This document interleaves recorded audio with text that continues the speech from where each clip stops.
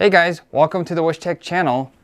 In this video, we're going to be putting the Perun P90 MOSFET to the test in this CyberGun P90, and we're going to see how far we can take it. Let's find out.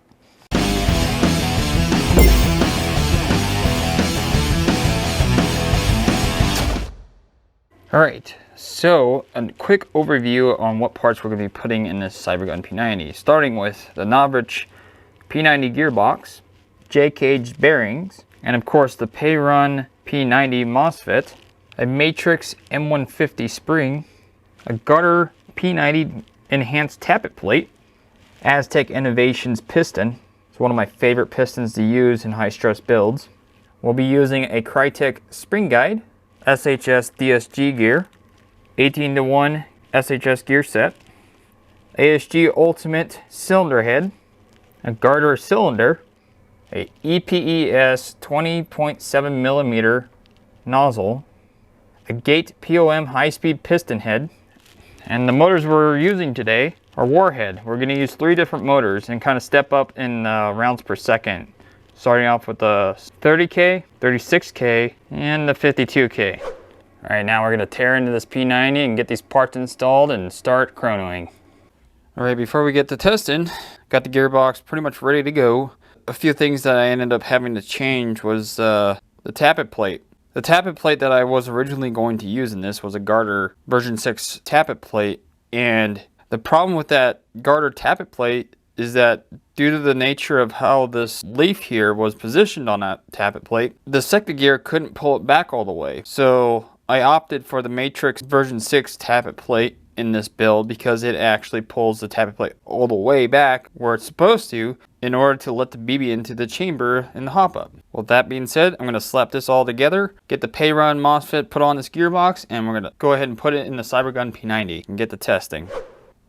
Okay, so we're going to get our baseline test with a completely stock CyberGun P90 gearbox with the Perun MOSFET. So the first thing we're going to get for the baseline is how much amperage pull we get when we shoot semi and full auto. And we're going to be using this Toolkit RC watt meter and this LiPo battery, which is 11.1 volt 25C 1300 mAh. We're going to be using this battery throughout the entire video for every test that we do. On this meter, our max amperage pull will be displayed right here. This is just a graph to show you how the amperage is behaving on every single trigger pull that we do. All right, with that being said, let's go ahead and test semi. So we're getting a maximum of 27.5 amps with this factory gearbox. There is a little bit of active braking enabled on this MOSFET. Since we're using an 11.1 LiPo, we don't want any overspin. All right, I'm gonna re-plug in the battery. And now we'll get the max amperage pull in full auto. Here we go. A max of 22.8 amps. Nice. All right, we're gonna go to the chrono now and get our baseline FPS and rounds per second. All right, we got this chrono set up with the P90. The purpose of this test is just to get the baseline of the trigger response in full auto in rounds per second. First thing, semi-auto. We're going to do 10 shots as quick as we possibly can and go from there. The FPS isn't really going to matter because we're just comparing rounds per second and trigger response. Okay, and now it is full auto. All right, it looks like we're averaging about 20.4 rounds per second with that LiPo and the MOSFET. All right, there's our baseline. All right, so I got the CyberGun P90 gearbox out, and I'm going to transfer the Perun MOSFET over to this upgraded gearbox. This is a DSG build, and this is what we're going to be using to testing the limits of this MOSFET. I'm going to see how much amperage it can take, how many rounds per second we can get, and still see if semi-auto works just fine.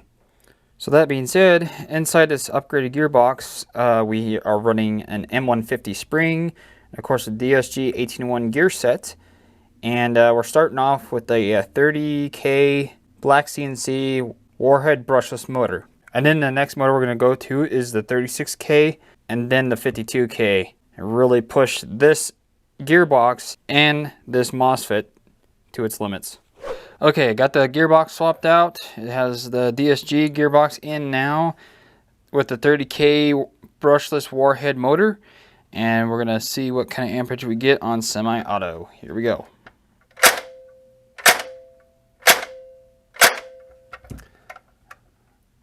Nine amps. It's a lot better than factory. That's to be expected with these brushless motors. All right, I'm gonna replug it in, and we're gonna test full auto. Now, with brushless motors, the amperage is to be expected to go higher than it did on semi-auto. With brush motors, it's the other way. Anyways, here we go.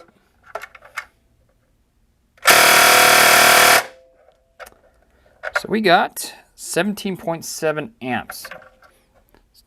So that's it damn near doubled the amperage in full auto. Okay, let's take it to the chrono. All right, guys, so now we're at the chrono. We're going to now test semi-auto, and then we're gonna test how many rounds per second we get. Semi-auto, 10 shots. Not bad. All right, full auto. All right, we're getting about 38.7 rounds a second, maximum of 38.9. All right, so now let's move on to the next. All right, back on the bench. I'm gonna go ahead and swap over to the 36K from the 30K motor, and we'll do our next tests. All right. Okay, so I have the 36K motor put in, and we're about to check the maximum amperage pull for both semi-auto and full auto. Starting with semi-auto, let's see what we get.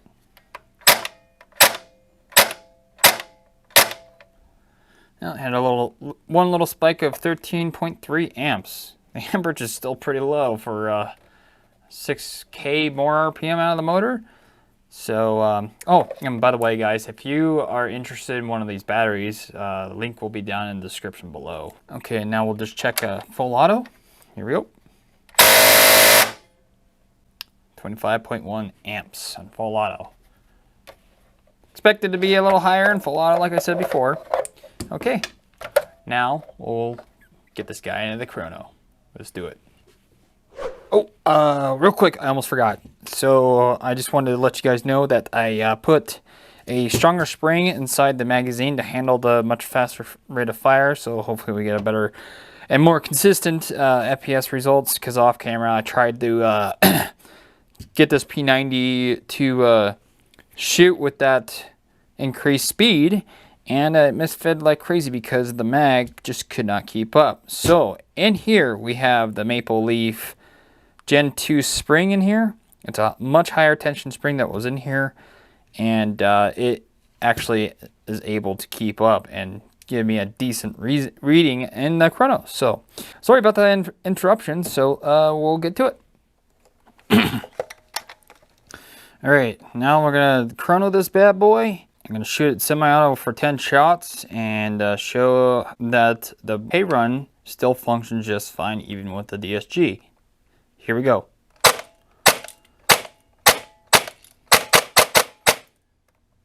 Not bad. As you can see, it's still shooting semi-auto just fine, even at with the DSG with the 36K motor. All right, and now I'm sure you're all eager to find out. Here's full auto. Yeah, it sounds like the mag is still having a hard time keeping up. There's the results for you. The FPS is a little all over the place. I'll just do it again.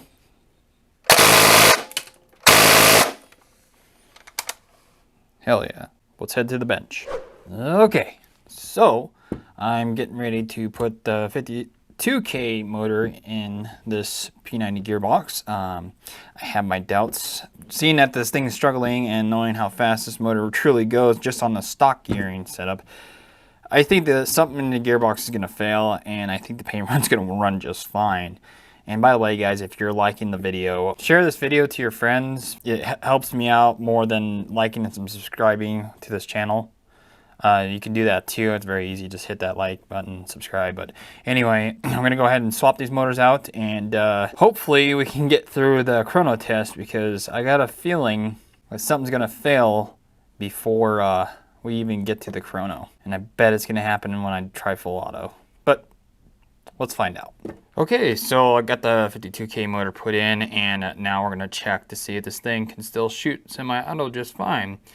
So what I'm going to do is I'm going to put this thing on semi-auto, and I'm going to pull the trigger and see if, one, the gearbox stays intact. Two, actually this is the actual number one thing, is does semi-auto still work just fine, given the fact that the cutoff lever on this thing is made out of plastic. I'm sure it's going to work just fine, but I don't think the gearbox is going to handle it because, well, we're running a DSG with a 52K motor, so this is going to be insane. But we're going to try it. I'm going to do 10 consecutive shots on semi-auto to see if it still works. And that way it'll give you guys an idea if semi-auto will work no matter how fast it cycles. So here we go. Oh, it PMA'd. I felt it. It's overspinning.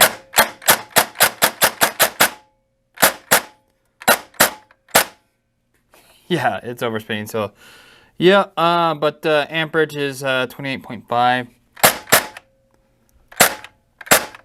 Oh no, it's not overspinning. It's yeah, it's cycling so fast that it is struggling to shoot one round in the semi, but because we're using the 52K, it sounds like one round, but it's actually double shooting in semi. Okay, so what I think is happening right off the bat, my first thoughts is DSG gear is spinning so fast that cutoff lever is hopping. So I think the only way we're going to fix that is putting a stronger spring to keep that thing pushed up against that gear.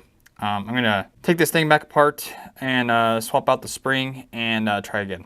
Okay, we're back. So I ended up trimming the pillar that holds the cutoff lever a little bit further down so that it didn't wobble side to side as much. And then I got lucky and I found a stronger spring that will keep it against that DSG gear much better than the previous one.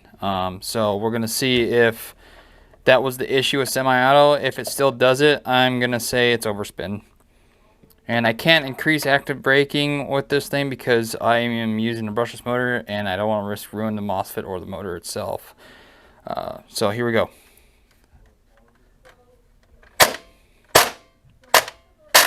Yep. Piston failed. I knew that was gonna happen. That's the sound of a piston failure. Fuck it. We'll just run it the rest of the way. How many of you guys cringed right there?